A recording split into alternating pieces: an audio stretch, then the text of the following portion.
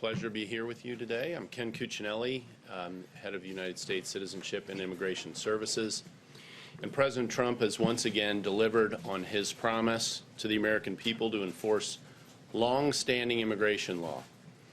Today, USCIS, the agency I head as part of the Department of Homeland Security, has issued a rule that encourages and ensures self-reliance and self-sufficiency for those seeking to come to or to stay in the United States. It will also help promote immigrants' success in the United States as they seek opportunity here. Throughout our history, self-reliance has been a core principle in America. The virtues of perseverance, hard work, self-sufficiency laid the foundation of our nation and have defined generations of immigrants seeking opportunity in the United States. Our current law, which is generations old, recognizes that some new arrivals to our country need the help of their family and community. It requires some of those who seek to live and remain in the United States to have a sponsor who will be financially responsible for them.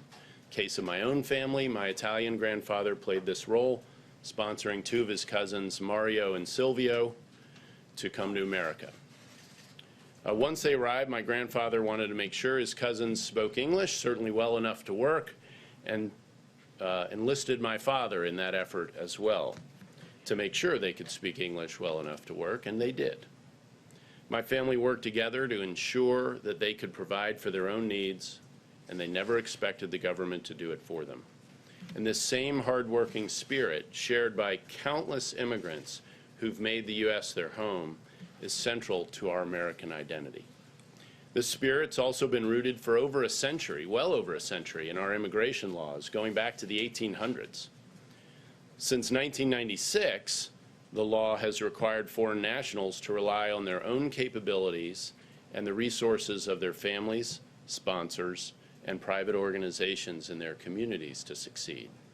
However, Congress has never defined the term public charge in the law, and that term hadn't been clearly defined by regulation. Well, that is what changes today with this rule. Through the public charge rule, President Trump's administration is reinforcing the ideals of self-sufficiency and personal responsibility, ensuring that immigrants are able to support themselves and become successful here in America. Our rule generally prevents aliens who are likely to become a public charge from coming to the United States or remaining here and getting a green card. Public charge is now defined in a way that ensures the law is meaningfully enforced and that those who are subject to it are self-sufficient. Under the rule, a public charge is now defined as an individual who receives one or more designated public benefits for more than 12 months in the aggregate within any 36-month period. For instance, receipt of two different benefits in 1 month counts as 2 months.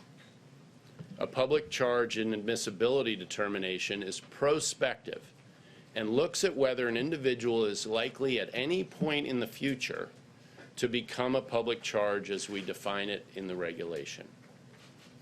Public benefits are defined as federal, state, and local, as well as tribal, cash assistance for income maintenance and a small list of non-cash benefits. Some examples of the public benefits that are part of the rule are general assistance, SSI, SNAP, most forms of Medicaid, and certain subsidized housing programs. Significantly, the rule does not consider many forms of government assistance that protect children and pregnant women's health as public benefits. Generally, this includes emergency medical assistance, disaster relief, national school lunch programs, WIC, CHIP, Medicaid received by people under the age of 21 or pregnant women, as well as foster care and adoption subsidies, student and mortgage loans, energy assistance, food pantries, homeless shelters, and Head Start. It's important to note this rule will apply prospectively only to applications and petitions received starting on October 15th of this year. Once this rule is implemented and effective on October 15th, USCIS Career Immigration Services officers, what we call ISOs, will generally consider an alien's current and past receipt of the designated public benefits while in the United States as a negative factor when examining applications. However, receipt of certain non-cash benefits received before October 15th will not be considered as a negative factor. The underlying statute, passed on a bipartisan basis, also requires officers to assess, at a minimum, each applicant's age, health, family status, assets, resources and financial status, and their education and skills, as well as other factors set forth in the rule in the totality of the circumstances. The totality of the circumstances means that officers will assess all of the evidence related to these factors, and no one factor alone will decide an applicant's case. Most of these factors are the ones Congress mandated us to review when considering immigration benefit applications. Under this final rule, USCIS will be able to objectively determine whether an applicant is likely at any time in the future to receive public benefits above the designated threshold. Importantly, this final rule has no impact on humanitarian-based immigration programs for refugees and asylees. No impact on refugees or asylees. And it clarifies the exemption for trafficking victims and victims of domestic violence.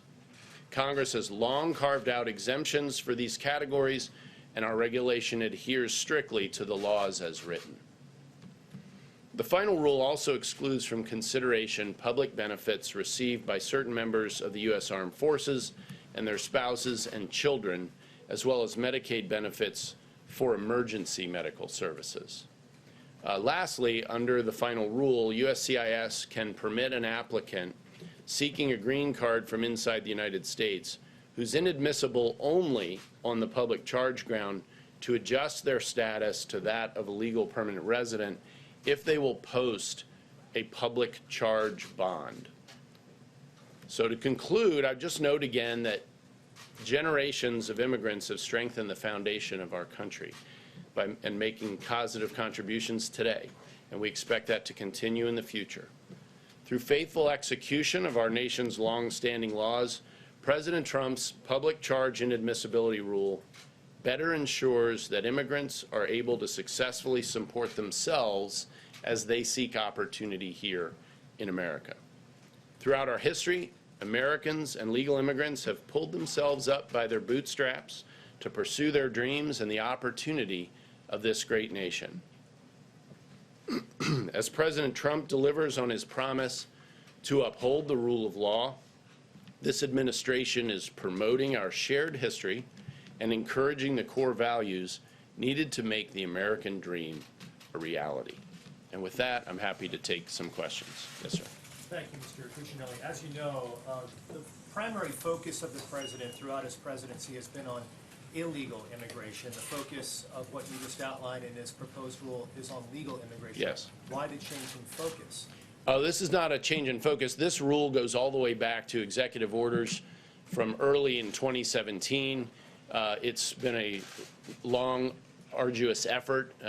If you take a look at the fully printed item, it'll make War and Peace seem relatively short. It is very thorough in the first attempt to put into operational effect all the different factors that Congress itself has said we're supposed to consider when deciding admissibility or inadmissibility. I would also note, as the head of the agency responsible for naturalizing citizens, the step after legal permanent residency for many people, last year we swore in more American citizens than the 4 years before it, and this year I expect to see similar numbers again. So we've not at all laid off of, in the Trump administration, processing properly legal immigration. I think what you've seen and heard more discussion of illegal immigration, but we've been pressing ahead, and this rule is an example of that. Yes, ma'am. change in admission from the administration that going through some sort of route to reform legal immigration by legislation is moot? Absolutely not. Absolutely not. This is an implementation of a law passed by Congress in 1996 that has not been given a meaningful effect. 1999, some guidance was put in place with a presumption a rule would follow. The rule never followed. And so today we're issuing a rule which, as I said, for the first time, really puts meaningful meat on the bones of the 1996 law passed on a bipartisan basis. This does not substitute for congressional action in other areas. For instance, I mentioned asylees are not covered by this rule. Asylum is a major subject of focus for us in my agency, and with the crisis at the border, we've been all but begging Congress to take action to close loopholes, some of them the same as the Obama administration. That has not happened. So in this narrow area of our responsibility, we're relying on congressional direction, and we've, as I said, put meat on the bones here, I think, today. Yes, sir. Thank you. Thank you. I have two quick questions. First, I was wondering if you could give us an update on what's happening with work permits for asylum seekers, people whose cases haven't been adjudicated yet. They're being processed in the ordinary course of business. So. Is there regulation coming, though, to address this? We're working on other things within the agency right now, but I'm not prepared to speak to where those may end up today. Sorry. Yes, sir. Question, if I may ask. Oh, you did say two. All right.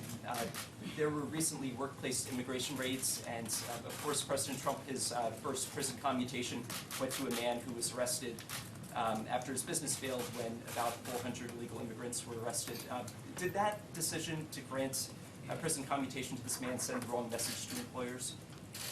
I'm not really prepared to speak to that. I don't think so. The president does those one person at a time. I think what you saw ICE do this week in enforcing the law meaningfully with 7 operations across the state of Mississippi, and of course investigations still ongoing, criminal investigations growing out of that, is a growth for ICE from the previous year. Their enforcement efforts are up, and I think you can expect to see more of that as part of the message of this administration. We're going to enforce the law. Yes, sir. I also do have 2 questions. The first regards the concern that the public charge rule is going to be enforced with a chilling effect on people. For example, if a man has a citizen daughter who might be eligible for either nutritional or housing benefits, he might be afraid to apply for those benefits his daughter is due. How do you respond to that concern? That's an excellent question. With the receipt by a citizen in the household of public benefits will not affect the consideration for a particular alien as a general matter. So the citizens in that household, again, in their receipt of public benefits, don't affect consideration of an alien as a general matter. So you're not concerned about a chilling effect?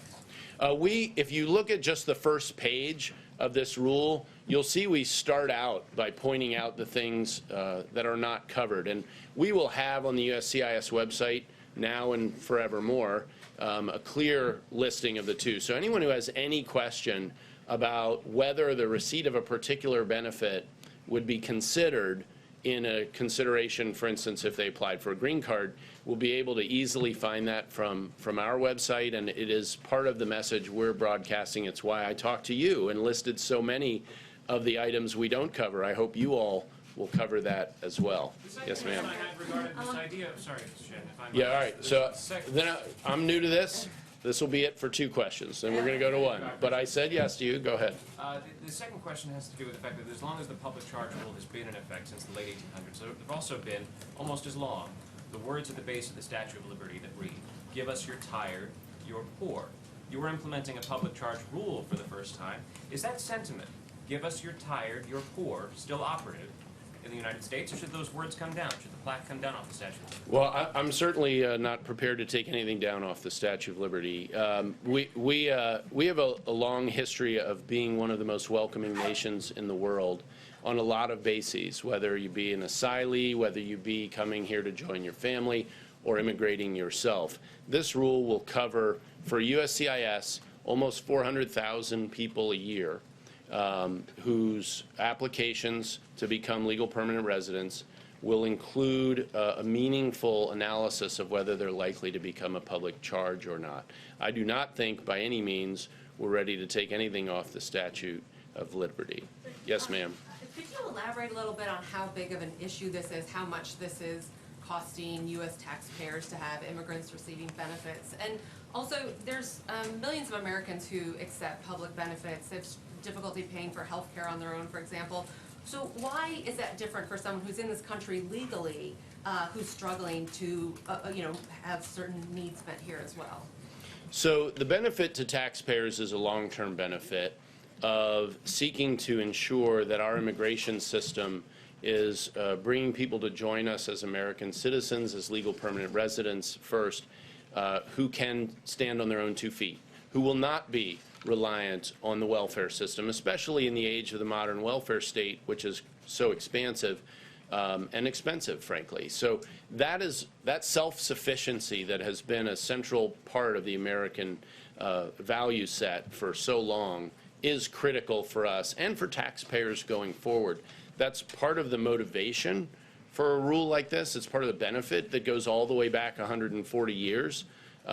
This rule, as I said earlier, simply puts meat on the bones of that consideration. Is there any Yes, sir. dollar amount you can give, though, but what does it cost No, a because taxpayer? the benefit for taxpayers is forward-looking. The costs we do that you'll see in this rule are costs of implementation.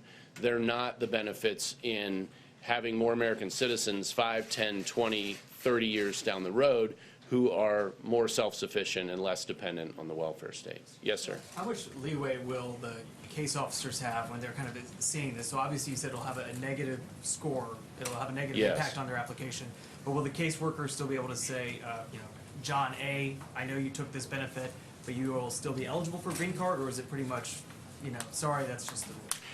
No, that's an excellent question. This is a totality of circumstances test. It means that the welfare benefits we've been talking about here are one factor. I listed the others that Congress has itself put in the statute, things like age, health. We basically rely for health on the legally required medical exam. But it is career immigration services officers that are going to be making these decisions, and they're going to have to weigh all these factors together.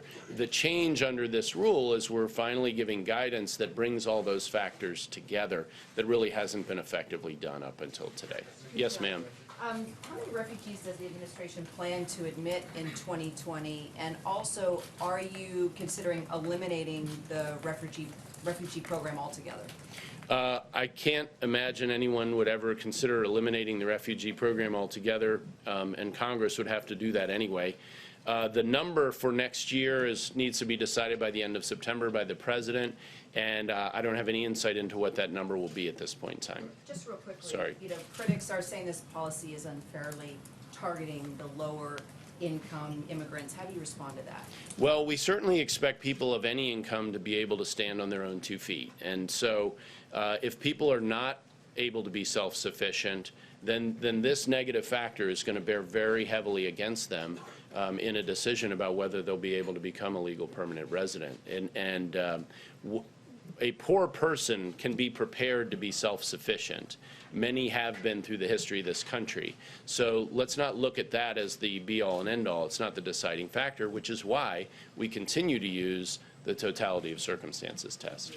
Yes, sir. I just want to circle back to this question of a chilling effect. You talked about the question of whether a citizen in a family gets benefits, that wouldn't be used against somebody. But take the case that immigration advocates, I think, use a lot of a family that are in the country legally, they haven't yet gotten their green cards.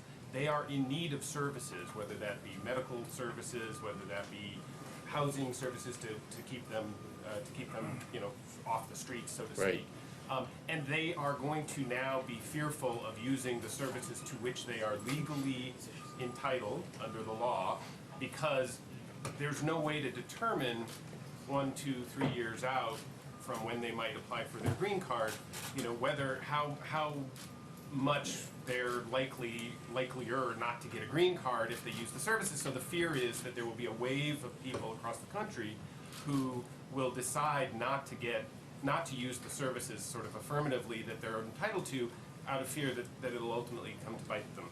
And, We- and how do you counter that if in fact you want them to use the services to which they're entitled, or is this really a sort of effort to say this is a whole class of people that shouldn't be using any services at all? Well, in your description, you described a situation where government benefits were basically allowing this family to hang on, that they're not self-sufficient.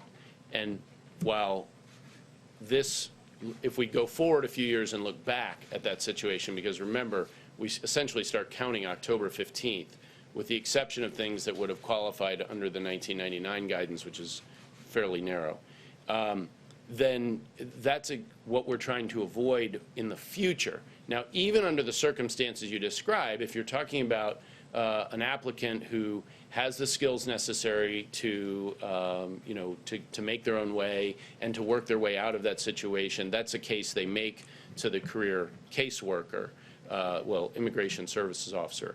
But we do want to avoid looking to the future a situation where people who are adjusting status do in the future become dependent on those public benefits. We're trying to avoid that situation going forward. But as I understand it, the public benefits are there as a bridge, right? Like the public benefits aren't designed for people to be on them forever. They're designed to be on them to help, whether you're an immigrant or not an immigrant, they're there to help folks for a time. So are you saying that if you're an immigrant, your advice to them is don't take benefits because this is going to count against you? No, I was using your example of where they need them, and there's it's their foundation financially, as I took your description, and I would say that the entire legal immigration system is designed by Congress for the benefit of America, and what we're looking for here are people who are going to live with us either their whole lives or ultimately become citizens, who can stand on their own 2 feet with the same sort of requirements that we've had in the past for well over a century. So, yes, sir, in the middle. Will the different benefits be weighted differently or treated differently? To say, if someone uses Medicaid, will that be held against them more than, say, if they use food stamps? So, not the benefits, no, but the use of benefits over the 12-month period in 36 months would be a heavily negative factor. There are negative factors, heavily weighted negative factors. There are positive factors, heavily weighted positive factors. I'll give you an example of the other side. If you have private health insurance, that is a heavily weighted positive factor. Those do all weigh in, again, in the totality of circumstances. And obviously, we call the more heavily weighted factors heavily because they matter more than the others, but they go in both directions. Yes, sir. We've heard outspoken critics of the administration's immigration policies before, but it seems increasingly we're hearing from U.S. Catholic bishops who are showing their concern. Now, you're Catholic. When you hear the bishop's concern, does it give you any pause when you consider carrying out some of these policies? It doesn't give me pause about implementing the laws that's already been put in place, and particularly given the long history. I used an Italian example from my background. The other half is Irish. So, I'm very familiar with what the Catholic bishops have to say on this subject, and they certainly are vociferous. And I would say, as a Catholic, one of the things I'm proud of is that my church has been one of the best supporters of people in this country before we had a welfare state. So I don't see that changing. And I don't see any conflict with enforcing the law as it's written. Yes, sir. Can you address the Latino community? Some Latino community already feel they're been targeted. You have the El Paso shooting, you have the raids in Mississippi. But as John noted before, the issues before were if you were here illegally, now this obviously extends to legal immigration. Why shouldn't the Latino community feel targeted by this? Well, first of all, this is a 140-year-old legal structure. We're dealing with the most recent iteration of it, but this is not new. This was the same question might have been asked when my Italian immigrants were coming, immigrant ancestors were coming, and all through that 140 years. So we're not doing anything new here. We're simply making effective what Congress had already put on the books. So there's no reason for any particular group to feel like this is targeting them. This will apply across the This will world. apply to more Latinos than any other, likely more Latinos? Well, if we had been having this conversation 100 years ago, it would have applied to more Italians. It would have, you know, we can go, well, that's just fine. I think that the divisiveness may be more rhetorical, and I hope that you all in your role will help cure that with some of how you report it. Yes, sir. I'm going to take two more. Real quick. Yeah, go, right here, orange tie. Thanks, sir. Sorry, orange tie. Right here, thank you. Former Vice President Joe Biden said that the United States could easily take another 2 million refugees. He's made these kind of comments in the campaign trail. Does the Trump administration have a threshold that they would like to, how many more immigrants and asylum and refugee people that they could take? There's no comprehensive number out there at all. The only things with formal numbers, or the earlier question, say about the annual refugee number, that happens every year. Of course, we're taking in, I want to say, around 1 million plus a year right now. I can't really speak to Joe Biden's personal opinion, but we don't have some target number that we're working with here, if that's your question. All right, last question. Yes, ma'am. Does this new public charge new rule impact future applications? For example, would there be a higher bar for a U.S. citizen to prove that they can financially support a family member for family-based immigrant visa? So what you would normally have in the family circumstance is you'd have an affidavit of support.